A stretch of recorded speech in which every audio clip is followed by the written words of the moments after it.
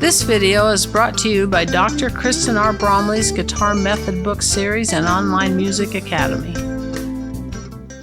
Hi, I'm Dr. Kristen Bromley. Welcome to my online academy. It sure is my pleasure to meet here with you in these online lessons. In this video, we're going to work on doing some note reading along the fretboard.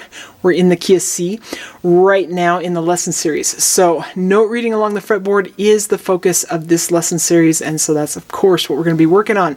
Now we're going to be building on what we did in the last 3 videos.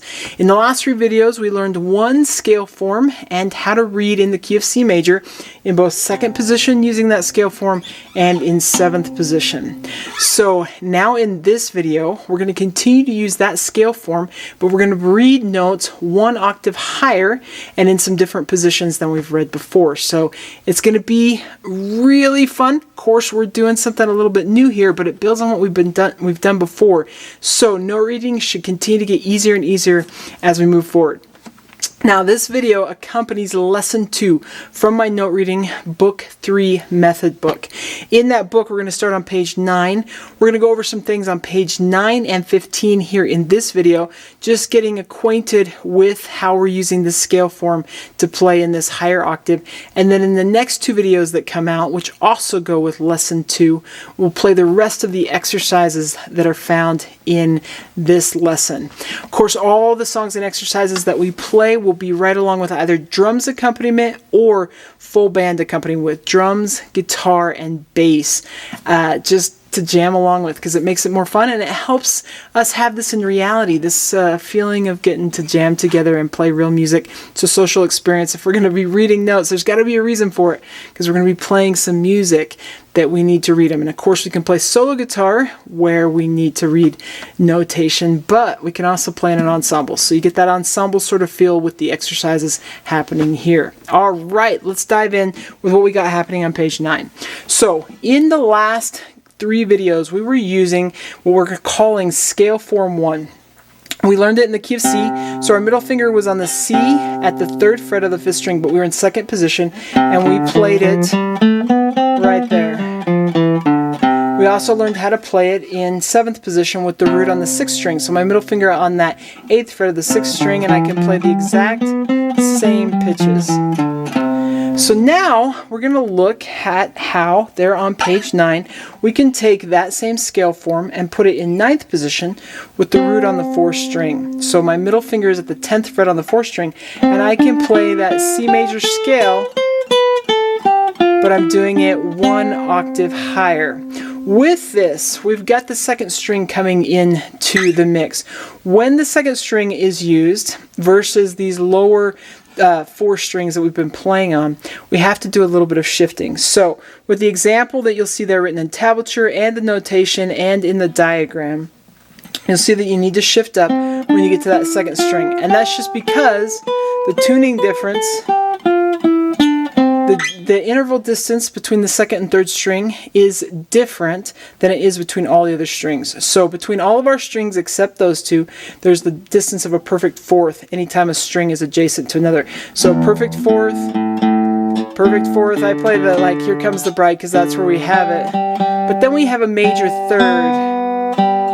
And so that's why we're 1 fret difference, the equivalent of 1 fret difference. So we have to shift up by a fret when we're ascending and shift down by a fret when we're descending. So you kind of want to get used to that. And just get comfortable with that scale, and then we're going to go ahead and read number 1 on that same page together. And so hopefully it's going to be familiar to you where those pitches are, the C, D, E, F, G, A, B, and C. Now though, we just have to get used to with the notation reading those pitches 1 octave higher.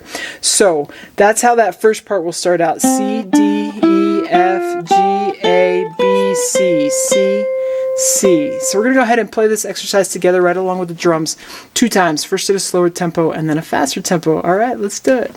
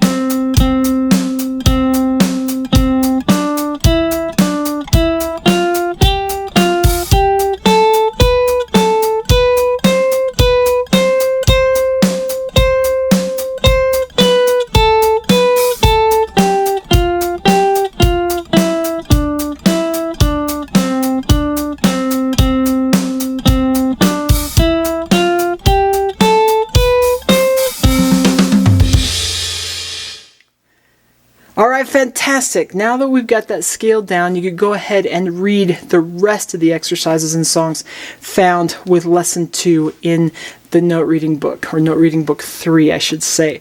And so those are going to come out with the next 2 videos. Those are part of the next 2 videos that come out that are part of lesson 2. So part 2 and part 3, you'll be able to play any of those exercises right in that position and those songs, going ahead and doing it twice. Once at a slower tempo, once at a faster tempo, right along with drums accompaniment for the exercises and then full band accompaniment for the songs.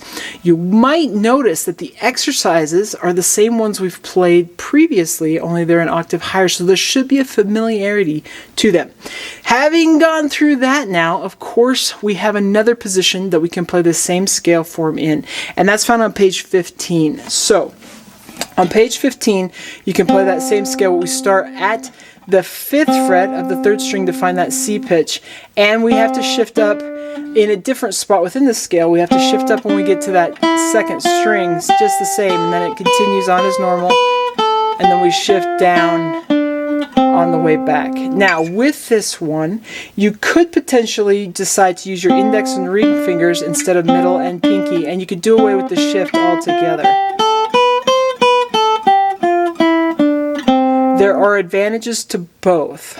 When you're working these exercises, you could play with both. Decide one way to do it first and then stick with it. The reason that it helps to stay with the shift is because when we start playing in the full position, we're going to be there in 4th position with my index finger in that 4th fret for some of the entirety of the position, and so it can be helpful to get used to shifting in that spot. But there are also times where we just stay on those top 3 strings without ever needing to shift down, so both can be valuable. But that's how you play that one. Of course, you'll see it written there with the shift. Here in this video, to get comfortable with this, we're going to go ahead and play exercise 1 again, but in this position. We'll do it twice, first at that slower tempo and then at that faster tempo. Let's do it.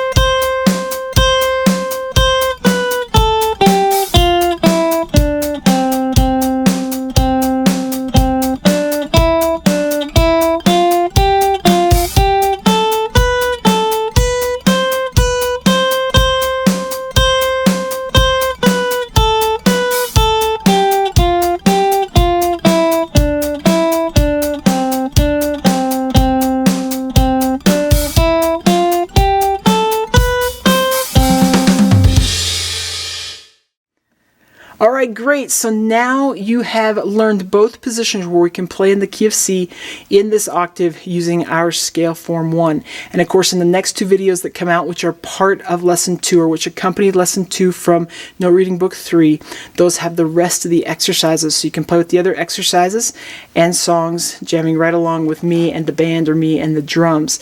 Now, like lesson 1, as you go through, it's going to get harder other than the 2 spots where you have a group of melodies. Those melodies sort of always ground us and bring us back to having a little bit of fun playing something that sounds more melodic than maybe these exercises do. But the exercises get harder as we go through. And so if you go through and you're getting to those final exercises like 12, 13, 14, and they're just too much, it's okay to skip those for now. But try and work on the initial exercises, the earlier ones, 2 and 3, even getting into the 8th notes. So work on those ones, those first 10-ish ones in each of these lessons. Getting those down is really valuable. The book is designed to help those who've been playing for a long time get way better, and those who are brand new at this start grasping it. So it's a useful tool in that way, and you want to take advantage of using it to the way that works best for you. So work in those melodies, and then at least some of the exercises will really help you in your note reading, and it'll prepare us as we continue to work our way through this lesson series. So it's going to be great. Take care, and I'll see you in those videos where we are working on more of these songs and exercises. Thanks for watching this video. If you found it helpful, please hit the like button and subscribe to the channel. And be sure to check out more great content. You can find more information about me and my products at kristenbromley.com. Take care.